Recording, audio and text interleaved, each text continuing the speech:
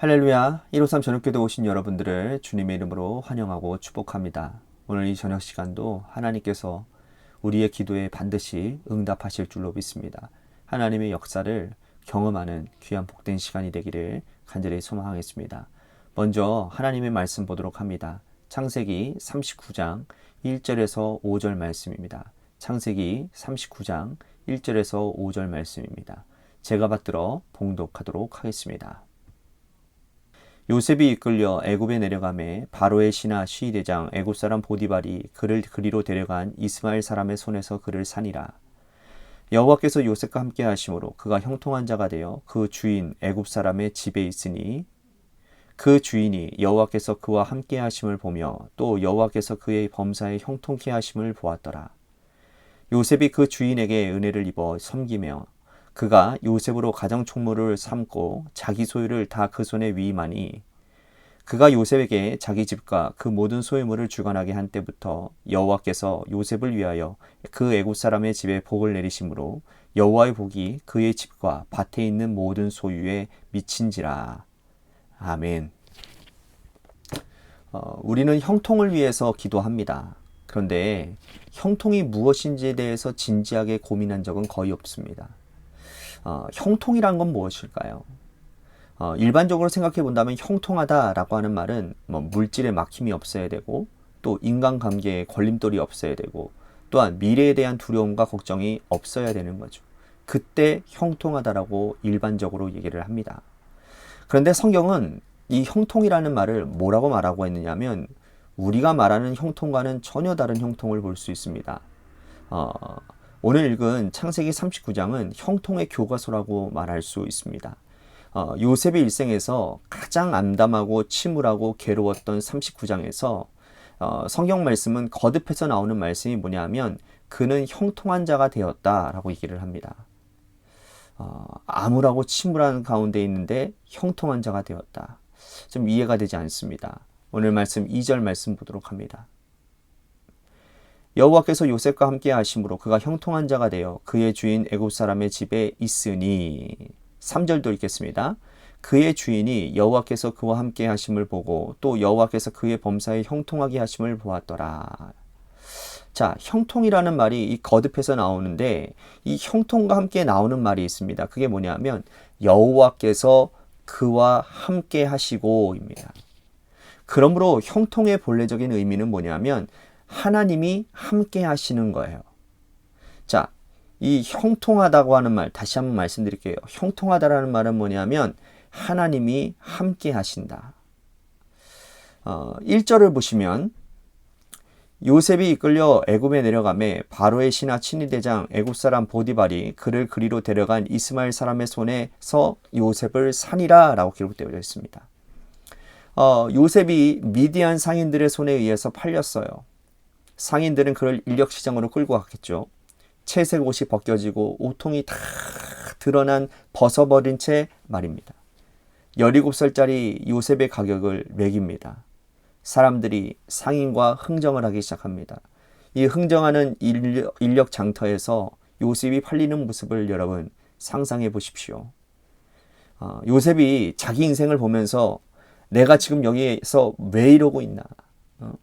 내 형제들에게 팔려서 여기서 이러고 있는데 내가 이렇게 사느니 내가 혀깨 물고 죽고 싶다라는 생각도 들지 않았겠습니까? 그런데 하나님이 그와 함께 하셔서 그가 형통한 자가 되었다라고 성경은 기록하고 있습니다. 여러분, 이 형통을 현장 가운데서 살아갈 때에 누릴 수가 없는 거예요. 알 수도 없습니다. 평범한 인간이 어떻게 고난 가운데서 어려운 저 인생의 밑바닥 가운데서 형통하다라고 말할 수가 있겠냐라는 거예요. 요셉은 신앙의 절개를 지켰습니다. 죄 짓지 않으려고 발버둥치고 투회장하다가 모함받아서 옥에 들어갑니다. 감옥에 들어갔더니 거기에는 더 고통스러운 일이 있습니다. 그런데도 여호와께서 그와 함께 하심으로 형통한 자가 되었다라고 성경은 말씀하고 있어요. 이거는 정말 받아들이기 어려운 형통 아니겠습니까? 혹시 우리들의 일생 가운데서 가장 어려운 시간을 보내고 있다고 한다면 하나님이 그 인생을 견딜 수 있도록 함께 하신다. 우리 신앙인들은요, 여러분, 고난을 피해달라고 기도해서는 안 됩니다. 고난 가운데 있으나 주의 지팡이가 주의 막대기가 나를 안위하시나이다 라고 고백했던 다윗처럼 가장 밑바닥 가운데 있을 때에도 하나님 나를 도와주시기를 바라는 것이 신앙인들의 기도가 되어야 된다는 거죠. 요셉도 가장 힘든 인생을 살고 있을 때에 하나님이 그와 함께 하셔서 견디게 하셨습니다. 이기게 하셨습니다. 하루하루 괴롭지만 그 인생 가운데 믿음의 절개를 잃지 않고 살도록 만들어 주셨다라는 거죠. 그것을 견뎌내는 힘이 바로 형통인 겁니다. 시간이 한참 지나고 고난의 긴 수레바퀴와 터널을 빠져나오고 나면 회고를 합니다.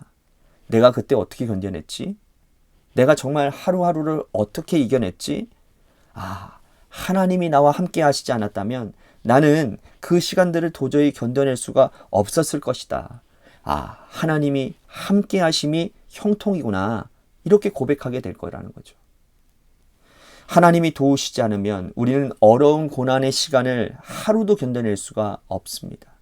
한번 생각해 보십시오. 어려운 시간을 보내는 가운데 우리도 내가 이렇게 숨을 쉬고 있다는 것이 기적 아니겠습니까? 하나님을 떠나지 않고 살아온 것이 기적인 거예요.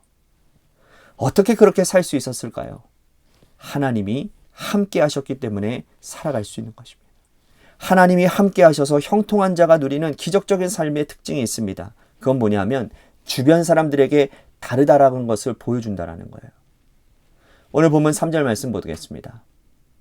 그의 주인이 여호와께서 그와 함께 하심을 보고 또 여호와께서 그의 범사에 형통하게 하심을 보았더라. 보디발은 이방인이에요. 하나님을 모르는 이집트의 친위대장 장군입니다. 하나님을 전혀 모르는 사람이에요. 그의 집에 노예가 많았습니다. 부리는 사람이 많았어요. 근데 요셉을 특별하게 보았습니다. 17살짜리 아이가 팔레스타인에서 팔려서 여기까지 왔는데 그 살아가는 삶과 그 행동이 뭔가 다른 거예요. 일반적인 노예의 삶과 다른 모습을 이 주인이 본 거죠.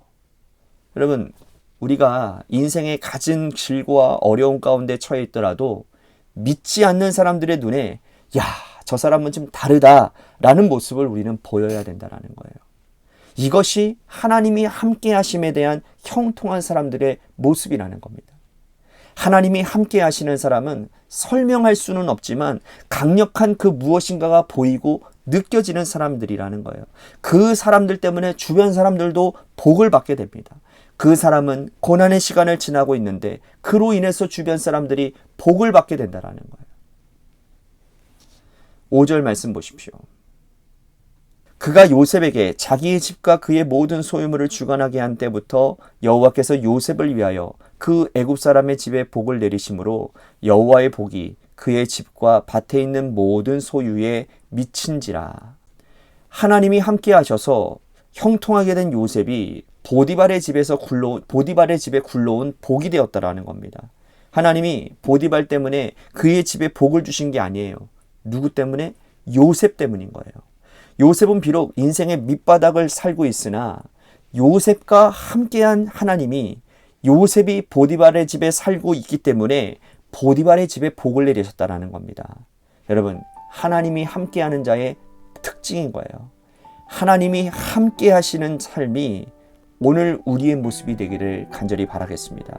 비록 나는 지금 고난의 터널을 통과하고 있지만 하나님이 나와 함께 하신다면 나와 거래를 하는 사람이 복을 받고 나와 만나는 사람들이 복을 받는, 나와 관계된 모든 사람들이 나 때문에 행복한 인생이 되는 그 놀라운 형통의 축복이 오늘 우리 가운데 넘치게 되기를 간절히 소망하겠습니다.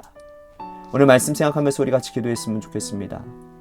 내가 잘 먹고 잘 사는 것이 형통이 아니라 하나님이 나와 함께 하심을 보이는 것, 그것이 형통이고, 그리고 내가 지금 어떠한 상황 가운데 특히나 고난의 긴 터널 가운데 있다 할지라도 믿음의 절개를 지키고 그 고난의 길 가운데 하나님 온전히 바라보며 하나님 의지하며 세상 사람들과 다름을 나타내는 그 믿음의 싸움을 살아갈 수 있는 내가 되게 하셔서, 그래서 결국은 내가 그 고난 가운데 하나님 함께 하심을 통하여 내 주변에 있는 사람들이 복을 흘러보내는, 복을 받게 하는 놀라운 역사가 오늘 우리 가운데 있게 해달라고 오늘 말씀 생각하면서 우리 같이 기도했으면 좋겠습니다. 또한 우리 재개발 가운데 놓여져 있는 교회를 위해서 간절히 기도하시고요. 또한 육신의 질병으로 고통당하는 분들과 또한 여러분들의 삶의 자리와 여러분들의 자녀들을 위해서 기도하시다가 이 시간 돌아가시기를 바랍니다. 노래 끝날 때까지 우리 같이 합심하여 기도하도록 하겠습니다.